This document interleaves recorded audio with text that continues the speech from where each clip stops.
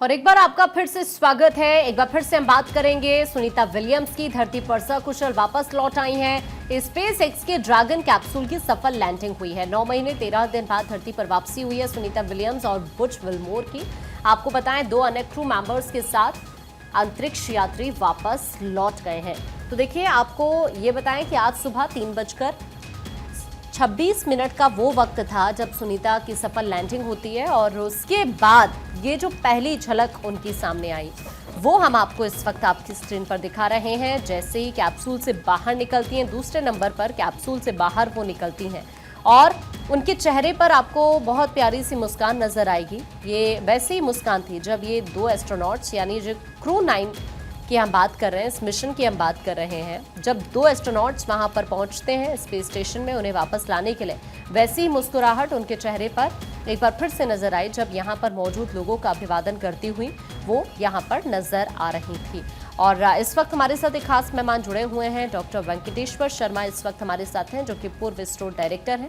Sir, एक बार फिर से मैं आपका स्वागत करती हूँ। चर्चा को हम आगे बढ़ाते हुए सर, अभी जैसे कैप्सूल से बाहर निकली, एक यहाँ पर मेरी नजर इस बात पर गई कि अभी चूंकि 9 महीने का वक्त उन्होंने वहां पर बिताया है, तो हम हेल्थ को लेकर भी इससे पहले डिस्कशन कर रहे थे।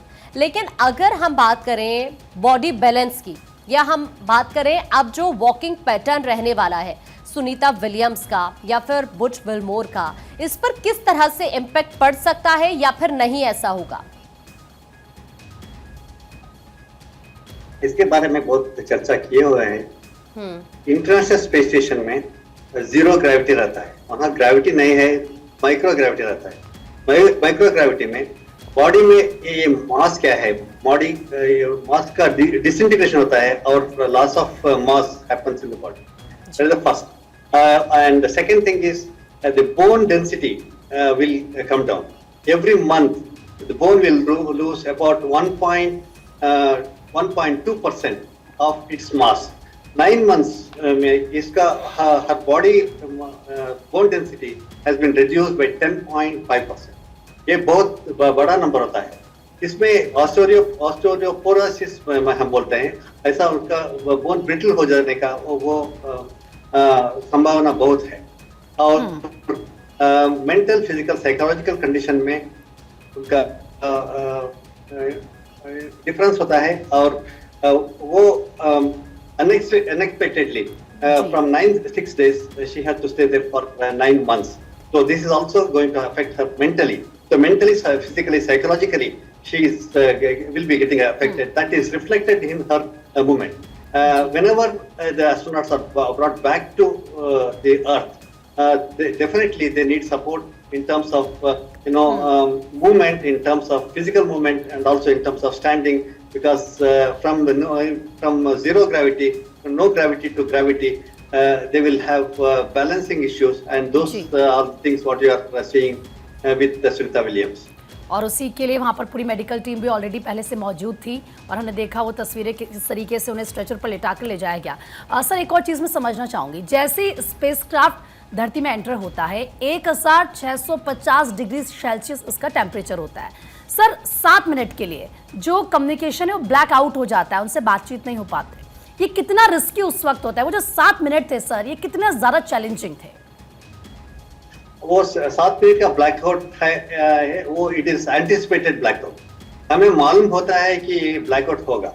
ये मालूम होने से एडवांटेज ये है कि हम उसका एंटिसिपेशन में उसका ट्रैजेक्टरी हम पहले ही उसका ट्रैजेक्टरी हम डाल देते हैं, depending upon its velocity, depending upon its direction, depending upon its speed.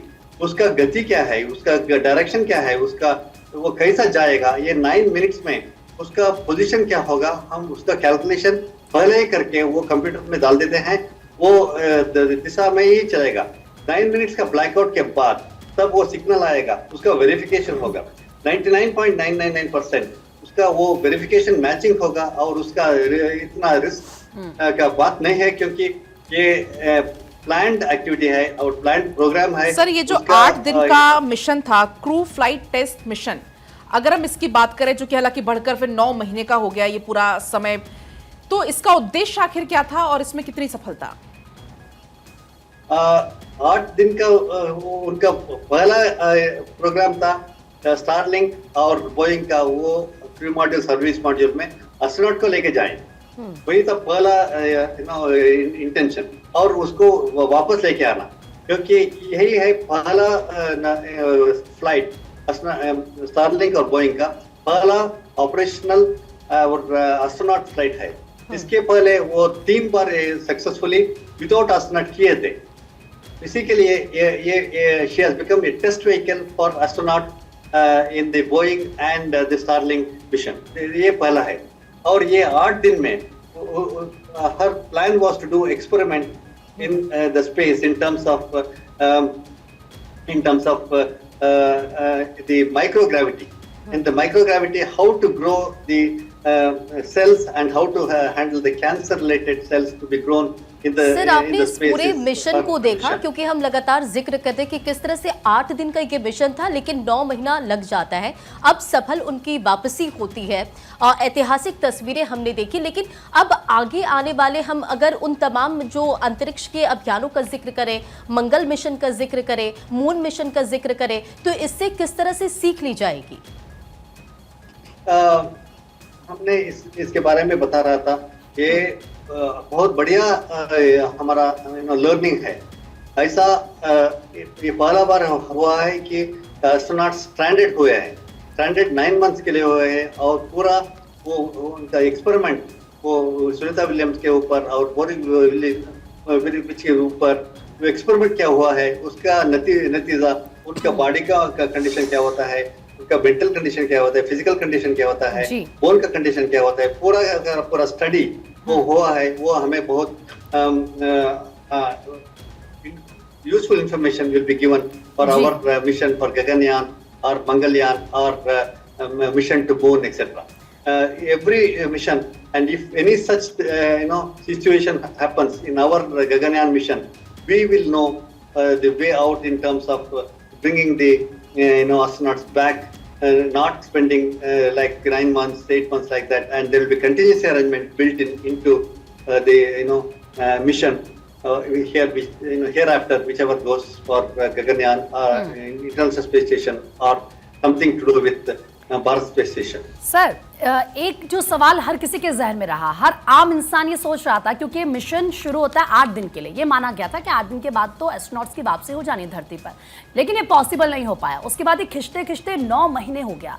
तो ऐसे में हर कोई ये सोच रहा था कि वहाँ पर जो खाने पीने की चीज़ें होंगी या जो भी लाइफस्टाइल वहाँ पर सोचा गया होगा वो 8 दिन के हिसाब से, ज़्यादा सारा ये सोचा होगा अगर एक्सटेंड हो भी जाता है तो थोड़े और दिन, लेकिन 9 महीने तक ये हो जाना, इसको कैसे वहाँ पर मैनेज किया गया होगा? और क्या अगर पता होता है कि ऐसी सिचुएशन हो सकती है तो क्या ऑप्शन, क्या विकल्प तैयार किए गए होंगे? ये international space station 16,000 square foot का है। ये एक फुटबॉल स्टेडियम का जैसा एक फैसिलिटी है। वहाँ 25 to 30% लेबोरेटरी और 10 to 15% kitchen and 10 to 15% toilets and bathrooms etc. And remaining 25-30% bedrooms for sleeping, and remaining portion is for exercise and medication etc. This is how the whole International Space Station is divided. खाने पीने का कोई problem नहीं है, क्योंकि यहाँ से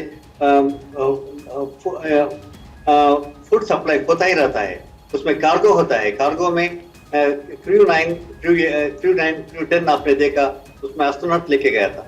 वैसे ही कार्गो का शिपमेंट होता है रशिया से और स्पेस एक्स से। वहाँ से बहुत सारा वो उनका क्या फूड आइटम्स है और क्लॉथिंग है और disposal of the waste and oxygen and various things, sir, एक क्वेश्चन मेरा भी आपसे अभी ये है कि अभी वापस लौट आए दोनों, लेकिन अब जो अगला प्रोसेस है वो किस तरह से रहेगा? क्या अभी वो अगले मिशन में जुट जाएंगे दोनों, या फिर अभी कुछ वक्त के लिए दोनों को अलग रखा जाएगा जब तक पूरी तरह से नॉर्मल फेज में नहीं आ जाते दोनों? अब तो उसका निर्णय नासा ने करना है। लगभग मिनिमम 45 डेज तो उनका रिहेबिलिटेशन प्रोग्राम लगा हुआ है। वो 45 डेज में वो पूरा रिकवर होगा, पूरा रिहेबिलिटेशन होगा, उसको हम वेट करके देखना पड़ेगा। मेरे हिसाब से it will take longer time than 45 days. It may take 6 months. Is minimum is what I think it should take. Sunita Williams, whether she will go back is something which is a big question.